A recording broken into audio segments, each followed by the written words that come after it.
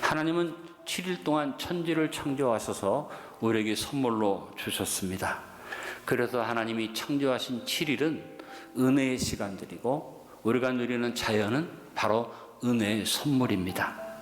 하나님은 자연 만물과 하나님 형상과 모양을 따라 지음받은 인간에게 창세기 1장 22절에서 하나님이 그들에게 복을 주시며 이르시되 생육하고 번성하여 여러 바닷물에 충만하라 새들도 땅에 번성하라 하시니라고 은혜의 선포를 해주셨습니다. 이어서 창세기 1장 28절에 하나님이 그들에게 복을 주시며 하나님이 그들에게 이르시되 생육하고 번성하여 땅에 충만하라 땅을 정복하라 바다의 물고기와 하늘의 새와 땅에 움직이는 모든 생물을 다스리라 하시니라. 그리고 사람을 에덴에 두신 다음에 창세기 2장 15절에 보니 이렇게 말씀하십니다. 여호와 하나님이 그 사람을 이끌어 에덴 동산에 두어 그것을 경작하며 지키게 하시고라고 청지기의 사명과 권세를 부여해 주셨습니다. 일하라, 워킹, 보존하라, 드레팅, 지키라, 키핑, 돌보라, 케어링, 만물을 맡기시면서 주신 하나님의 명령입니다. 그러나 아담과 하와는 자신들에게 부여된 권세와 사명을 마귀 사탄에게 속아서 범죄하고 내어주었고 사탄은 사람을 자리를 가로채서 이 세상 임금이 되어서 공중권세를 잡고 사람을 미혹하여 하나님을 대적하고 불순종하게 만들어 오늘에까지 이르게 됐습니다. 이에 대해서 에베소서 2장 2절에 말합니다. 그때 너희는 그 가운데 행하여 이 세상 풍조를 따르고 공중권세 잡은 자를 따랐으니 곧 지금 불순종의 아들들 가운데 역사는 영이라 탄식하며 말씀하신 것을 볼 수 있습니다. 인간의 권세를 가로챈 사탄의 실체는 도둑입니다. 예수님은 요한복음 10장 10절에서 단호하게 선언해 주셨습니다. 도둑이 오는 것은 도둑질하고 죽이고 멸망시키려는 것뿐이요 내가 온 것은 양으로 생명을 얻게 하고 더 풍성히 얻게 하려는 것이라고 예수님의 말씀하신 대로 도둑이 우리의 모든 것을 도둑질하고 이제는 죽이고 멸망시키는 자리로 끌어왔습니다. 세계는 지금 기상이변과 기후변화라는 매우 심각한 위기를 직면하고 있습니다. 물질 문명의 발전과 발달로 인류가 번영을 누리는 것처럼 마귀가 속였지만 결국은 도둑질하고 죽음을 멸망시키는 사탄의 마지막 관계가 드러나게 된 것입니다. 인간의 사탄에게 권세를 내어준 이후에 사탄은 인간을 속여서 오늘날의 물질 문명을 이루게 했습니다.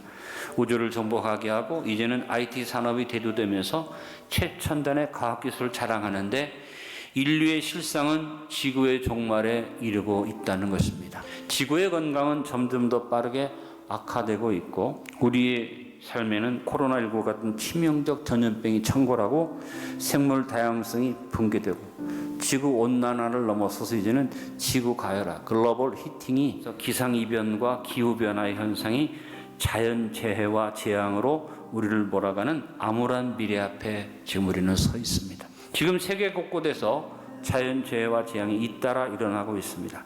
기상이변과 기후변화의 결과입니다.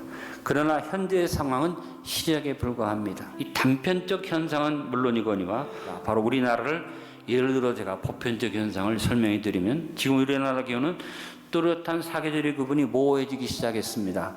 여름, 겨울만 나타나는 연중 고온다습한 아열대 기후로 바뀌어지고 있습니다.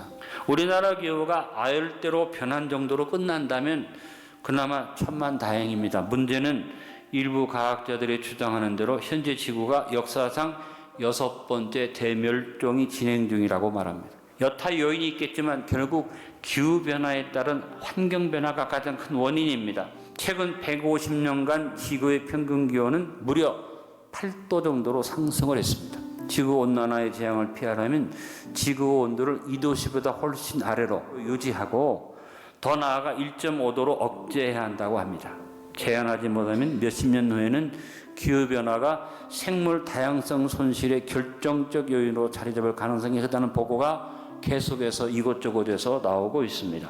이미 기후변화로 인해서 생물이 대량 폐사하거나 멸종되는 사례가 아프리카에서 빈번하게 일어나고 있고 지구온도가 1도 단위로 상승할 때마다 그러한 손실이 증가할 텐데 이것이 인간에게 미치는 영향 또한 막대할 것입니다. 지구온난화로 인해서 계속 녹고 있는 남극 빙하가 변수입니다. 빙하가 녹으면 바닷물의 양이 많아지고 여기에 기온 상승으로 바닷물의 부피가 늘어나면서 해수면이 계속 상승하고 있습니다. 태평양 연안에 있는 섬들은 거의 물에 잠기게 되고 주민들이 대피하는 일들이 생겼습니다. 2100년도가 되면 상당수의 도시가 바닷물에 잠길 것이라고 예상하고 있습니다. 둑을 쌓고 여러 가지 임시 방편으로 대체하고 있지만 거대한 자연의 힘을 더 이상 막아내기는 역부족입니다. 기후변화의 주요 원인은 인간 활동으로 발생하는 온실가스의 증가입니다. 이산화탄소, 메탄, 아산화질소 등의 온실가스는 주로 화석연료의 연소, 산업, 화학 공정, 농업 및 임업 활동에서 발생하고 있습니다. 이들 가스는 대기 중에 머무르면서 지구의 온도를 상승시키는 온실 효과를 일으킵니다. 거기에다가 산림 파괴와 자연 파괴와 같은 환경 파괴 활동도 기후변화에 기여하고 있습니다. 기후변화에 따른 위기의식은 전 세계적으로 많은 논의와 해박을 통해 다뤄져 왔습니다. 1972년 인간환경회의로부터 시작된 기후변화 논의는 1992년 리우회의에서 기후변화에 관한 기본협약을 통해 본격화되었습니다. 이 협약은 국가 간 협력의 토대를 마련했고 기후변화 문제를 전 세계적으로 다루기 위한 첫걸음이 1992년에 시작이 된 겁니다. 이후에 일본 교토에서 교토의정서가 1997년에 나왔고 2015년에 파리협정이 체결되면서 각국은 자국의 온실가스 배출 감축 목표를 설정하고 이행해야 하는 의무를 지게 되었습니다. 기후변화에 대처를 위한 여러 글로벌 이니셔티브, 바로 기후변화를 대처하는 진취적 계획들이 다양하게 설계되고 있습니다. 지금 세계가 어떻게 기후변화의 위기에 대응하고 있는지 우리가 알고 생명을 얻되 더 풍성히 얻게 하시는 주님께 기도드려야 하겠습니다. 무엇보다 교회가 정부나 국가가 하지 않는다고 가만히 있지 말고 무책임하게 방임하고 있는 창조 세계를 돌보는 일에 교회가 앞장서야지 됩니다. 만약 교회가 제 역할을 하지 못하거나 주저한다면 상황은 더 걷잡을 수 없는 상황으로 치닫게 될 것입니다. 교회가 탄소 좀 어떻게 주도하고 이룰 수 있을까? 미리 포기하지 말고 우리 개인이 이번 특별 새벽 기도를 통해서 시도했던 이 책자에 나와 있는 탄소 금식을 하나씩 실천해 나가야겠습니다. 하나님은 지구가 우리의 필요를 채울 수 있도록 풍성히 지으셨지만 끝없는 욕망을 다 채울 수 있도록 무한하게 자연의 혜택을 만드는 건 아닙니다. 과도하게 나무를 베고 탄소 배출 등으로 지구가 재생할 수 있는 것보다 더 많은 생태자원을 소비하면 생육 번성의 복은 더 이상 우리에게 주어질 수가 없다. 정부나 교회 공동체의 차원을 넘어서서 이제는 우리 성도 개인이 기후변화 대응에 있어서 중요한 역할을 할 수 있음을 기억하시기 바랍니다. 자원 절약과 효율적인 에너지의 사용, 대중교통 이용, 친환경 제품 소비 등을 통해서 기후변화 완화에 기여할 수 있습니다. 또한 지역사회 활동 참여를 통해 기후변화 문제에 대한 인식을 제고하고 지속 가능한 생활 방식을 실천할 수 있습니다. 오늘 우리가 처한 현실처럼 마귀 사탄은 우리를 도덕죄라고 죽이고 멸망시키려고 하나 우리 예수님 우리에게 생명을 얻어도 풍성히 있는 복을 주신다고 약속했습니다. 이미 우리는 거듭나서 영생인 하나님의 생명을 얻고 살고 있습니다. 세월이 약하여 공동권세자 마귀 사탄이 인류를 멸망으로 끌어가고 있지만 우리는 오늘 본문 에베소서 5장 15절로 16절의 말씀처럼 어떻게 행할지 자세히 주의하여 지음자 같이 하지 말고 오직 지 있는 자 같이 하여 세월을 아끼는 삶을 살아야겠습니다. 그런즉 너희가 어떻게 행할지를 자세히 주의하여 지 없는 자 같이 하지 말고 오직 지 있는 자 같이 하여 세월을 아끼라. 때가 악하니라.